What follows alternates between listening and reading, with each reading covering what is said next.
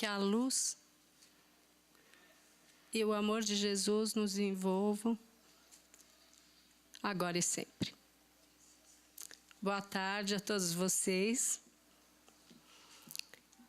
E nessa tarde, dentro do tema central de mediunidade, nós vamos conversar um pouquinho sobre mediunidade na infância. Como agora há pouquinho nós falamos do Chico, nós vamos iniciar contando um fato que aconteceu com o Chico. Se nós estamos falando de mediunidade na infância, a mediunidade que muitas vezes se manifesta de maneira bastante precoce. Então nós vamos lembrar de um fato pequenininho do Chico, quando ele tinha 4 aninhos de idade, que diz assim: desde a infância, fatos inusitados aconteceram na vida deste grande médium. Aos 4 anos, enquanto os pais comentavam o aborto de uma vizinha, ele explicou a João Cândido, seu pai: o senhor está desinformado do assunto. O que houve foi um problema de nidação inadequada do ovo, de modo que a criança ficou em posição ectópica. Assustado, o pai perguntou-lhe se ele sabia o que era nidação e ectópica. Chico respondeu que não sabia, apenas repetir as palavras que foram ditas por uma voz. Vocês imaginam o tamanho do susto desse pai? Uma criança de 4 anos de idade, há quantos anos atrás, né? E trazendo essa informação para o pai. Lembrando só a vocês que depois de um tempinho, isso foi com 4 anos de idade, com 5 anos de idade mais ou menos, aproximadamente, a mãe do Chico desencarnou. E os filhos foram distribuídos e ele acabou ficando com a madrinha, para a madrinha poder cuidar dele. E nós sabemos, já ouvimos falar muitas vezes dessas histórias, né, que essa madrinha era uma pessoa um pouco nervosa e aplicava severos castigos ao Chico. E o que acontecia é que aquela criança, né, vítima muitas vezes de crueldade, de dor, enfim, corria para o quintal e começou a aparecer aí também a própria mãe do Chico. Ela aparecia para ele, confortava o filho, pedia para ele ter paciência, ele dizia que queria ir embora com ela. E ela sempre pedia para que ele tivesse paciência. Enfim, ilustram aí para nós já uma mediunidade de audiência e de vidência. Então vamos lá. Foi feita uma pergunta ao Divaldo que diz assim: o tema mediunidade vem crescendo muito nos meios de comunicação. Os Atos dos Apóstolos nos afirmam que quando chegasse o momento anunciado, os nossos filhos profetizariam. E aí ele pergunta para ele: esse momento já chegou? E o Divaldo responde: hoje, o número de crianças médiuns ostensivos é muito maior. Primeiro, porque existe uma compreensão mais profunda em torno da mediunidade, inclusive da psicologia, que normalmente admite a possibilidade da criança estar brincando com um amigo imaginário, o que é muito positivo, porque na visão psicológica, a criança desenvolve a criatividade, a experiência lúdica. A criança passa a ter momentos agradáveis de convivência. Claro, quando não se tratam de espíritos perversos, porque o ser infantil é, na verdade, um espírito velho, sendo o corpo jovem.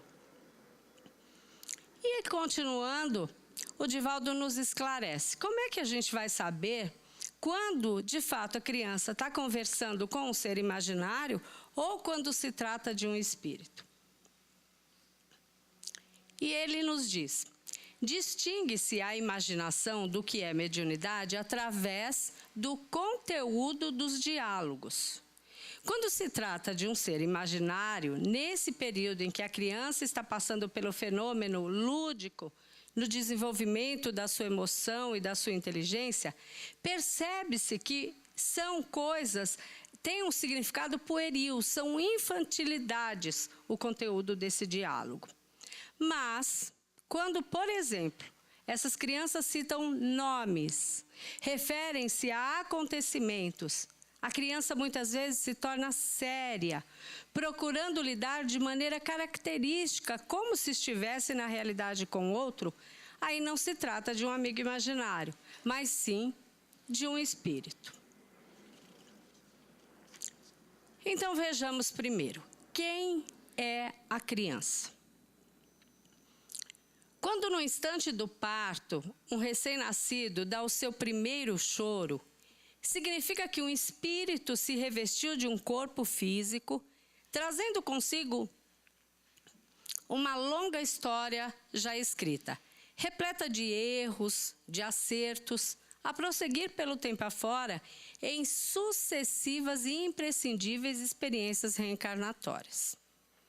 Ora, sendo a criança um espírito reencarnado, ela traz no seu inconsciente um acervo de conhecimentos e conquistas anteriores. E tudo isso ressurge durante a vida terrena. De que maneira? Em forma de aptidões que a criança apresenta, de tendências, de limitações, de preferências, muitas vezes de bloqueios, de traumas, que constituem o elenco das facilidades que ela terá ou das dificuldades nas múltiplas áreas de atuação dessa criança e que vão influenciar, com certeza, o processo do seu desenvolvimento, da sua educação e da formação do caráter. E tudo isso vai compor a personalidade atual. A infância é o período propício para que sejam, então, introjetados no íntimo do espírito recentemente encarnado os novos valores, através da aquisição de hábitos, condutas, vivências que enriqueçam essa criança e que a preparem para a sua vida terrena. É uma fase, digamos assim, em que ela está mais moldável. É muito importante esse início, esse período da infância, para que os pais possam passar, especialmente, os valores morais para a criança.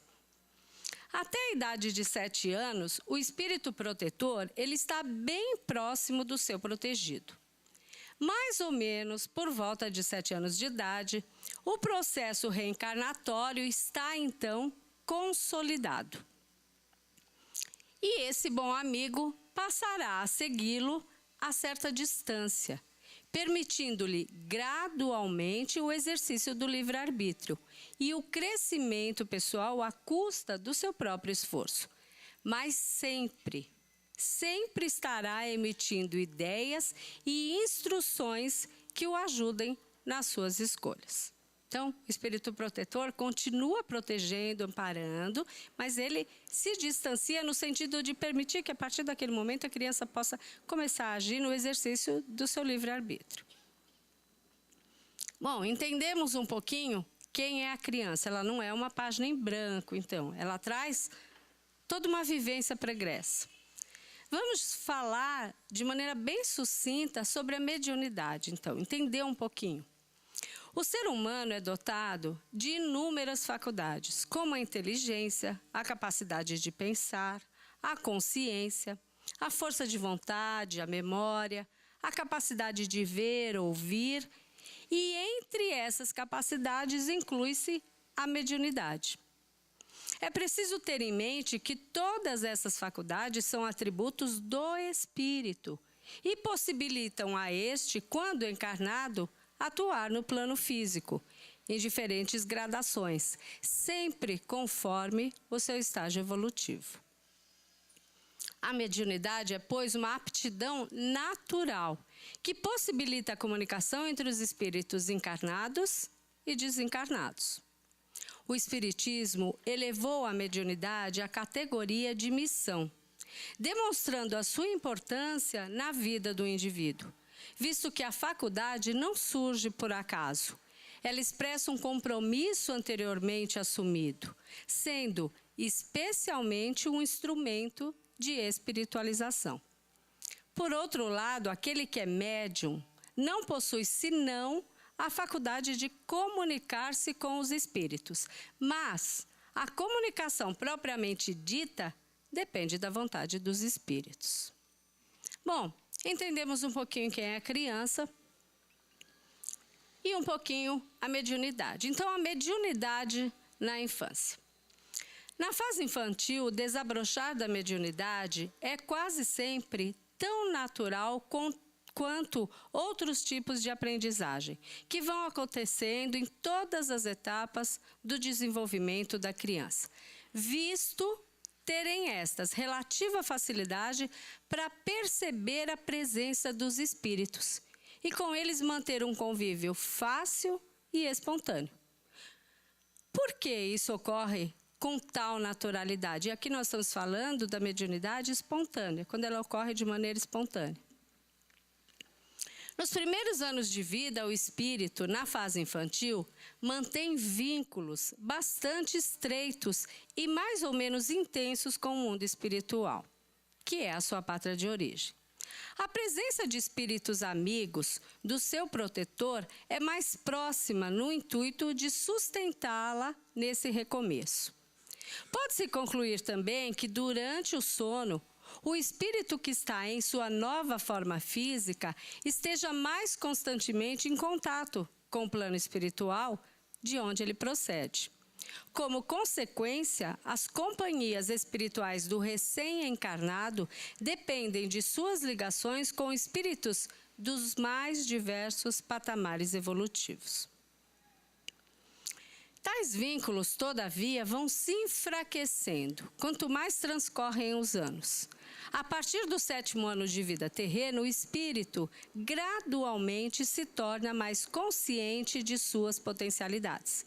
E na adolescência, o espírito retoma a natureza que lhe é própria e se mostra qual era. Esse trechinho é do livro dos Espíritos, questão 385, Kardec nos esclarecendo. Em geral, pode-se dizer que a criança apresenta indícios de mediunidade, quando começa a mencionar a presença no lar de pessoas que ninguém percebe, a não ser ela própria. Bastante comum é, então, a presença do amiguinho invisível com o qual conversa e brinca. Às vezes diz estar vendo pessoas idosas e alguns pais chegam a pegar os álbuns de fotografia de antepassados e mostram a essas crianças, e as crianças conseguem identificar ali quem de fato elas viram, né? Um avô, uma avó. E para surpresa da família, vem a ser então alguém que a família consegue reconhecer. Quando eu disse para vocês aqui que a criança vê o amiguinho invisível e brinca com ele, eu vou fazer um parênteses rapidinho para lembrar só como é que se deu a mediunidade, como é que ela se iniciou com o Divaldo. Talvez muitos de vocês já conheçam esse fato. O Divaldo conta que com 4 anos de idade também, ele estava na sala, estava lá brincando ao lado da mãe e de repente apareceu um espírito de uma senhora. E ele viu o espírito e falou assim para a mãe: mãe, tem uma senhora aqui pedindo para falar que ela chama Maria Senhorinha e que ela é minha avó. E a mãe olha muito espantada para ele. Imaginem isso, há quantos anos atrás a doutrina espírita, os fenômenos da doutrina espírita eram vistos como coisas demoníacas. Havia uma pressão muito grande em torno do que não se explicava. E aí a mãe vira para ele assustada, olha, não vê ninguém, fala: para, menino, de inventar coisa, a gente não brinca com os mortos. E ele falou assim: mas ela está pedindo para me dizer para a senhora que é a minha avó. Acontece que a dona Ana, que era mãe do Divaldo, não tinha conhecido a própria mãe. A mãe havia falecido exatamente no parto da dona Ana. E aí ela fica na dúvida, ela fica preocupada. Ela foi criada por uma irmã que se chamava Edviges, que era doente, paralítica. E aí ela não tem dúvida. Ela pega o Divaldo e fala: vamos lá, vamos comigo à casa da sua tia. E aí, chegando lá, ela conta para a irmã o que tinha acontecido e a tia pede para o Divaldo descrever, então, quem ele havia visto. E ele começa a descrição. Ele fala do vestido, do cordão na cintura, fala que ela tinha um enfeite na cabeça e fala que ela tinha um enfeite próximo ao pescoço. Assim que ele relata isso, a tia Edviges cai num pranto e diz para a irmã: é a nossa mãe. Esse enfeite que ela tinha próximo ao pescoço é exatamente um camafeu que eu coloquei nela antes de levá-la ao túmulo. E nisso o Divaldo desmaia. Bom, e daí eu só fiz esse parênteses, e a vida inteira, né, tanto quanto a do Chico, foi permeada aí por essas manifestações da mediunidade. Mas nem sempre foi o caso, né, o que aconteceu com o Divaldo, mas nem sempre a reação da família é tranquila diante desse tipo de acontecimento. Muitos pais, por falta de informação, ficam preocupados, aflitos, supondo que o filho ou a filha sejam portadores de algum distúrbio psiquiátrico.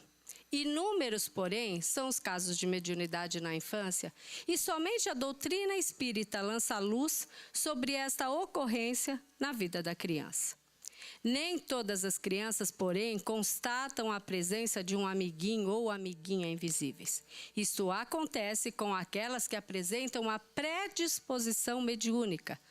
Todavia, somente em algumas destas é que a mediunidade irá eclodir mais adiante em suas vidas. Hermínio C. Miranda explica este aspecto dizendo: não é sempre que tais faculdades em crianças têm o desdobramento previsto nesta ou naquela forma de mediunidade. Nem sempre as pessoas dotadas de faculdades mediúnicas estão programadas para o exercício ativo e pleno do intercâmbio regular entre os espíritos e as pessoas encarnadas. Bom, e como proceder, então, quando aparece um caso assim, de uma criança que manifesta esses indícios de mediunidade? Quando surgem alguns fenômenos mediúnicos na vida de um filho ou filha, os pais, sem saber ao certo do que se trata, tomam providências quanto ao seu encaminhamento para médicos e psicólogos, buscando reajustar a criança e, quem sabe, evitar a repetição de fatos considerados assustadores, incômodos e desagradáveis. Não obtendo resultados satisfatórios por não estarem os fatos mediúnicos ao alcance do entendimento de tais profissionais, os pais, em geral, buscam outro tipo de socorro. É exatamente aí que acabam procurando o centro espírita. Chegam às casas espíritas buscando explicação e não raramente socorro diante do que se lhes apresenta de maneira assustadora.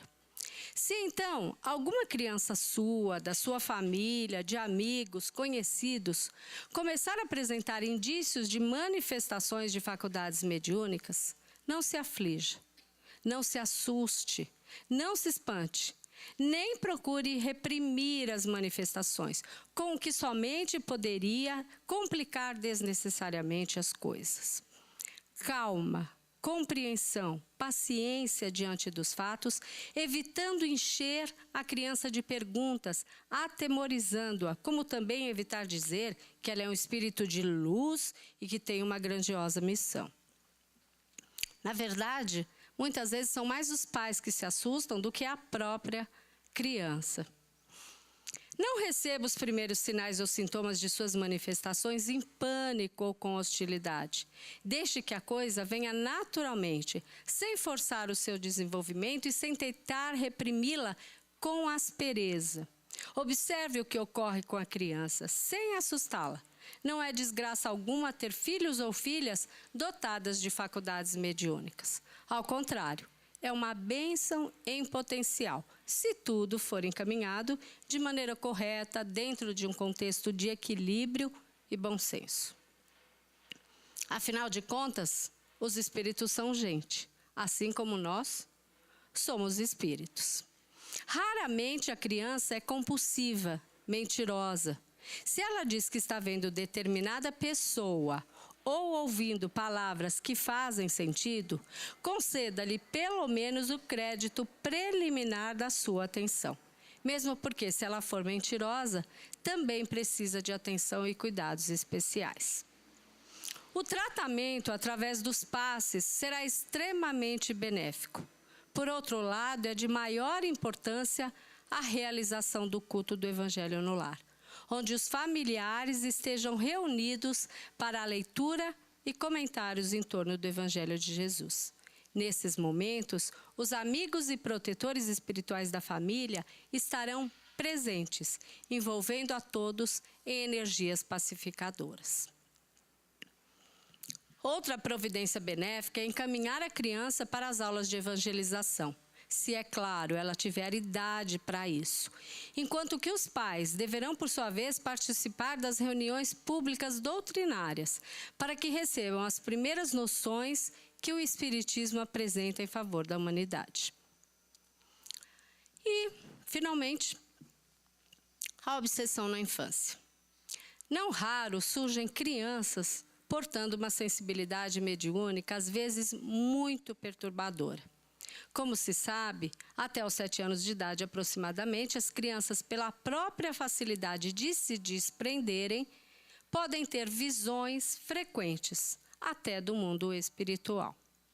Ocorre que, por vezes, esses fenômenos de evidência são acompanhados dos de audiência, servindo de meio aos obsessores ou simples galhofeiros para perturbar não só a criança, como às vezes, seguramente, os pais.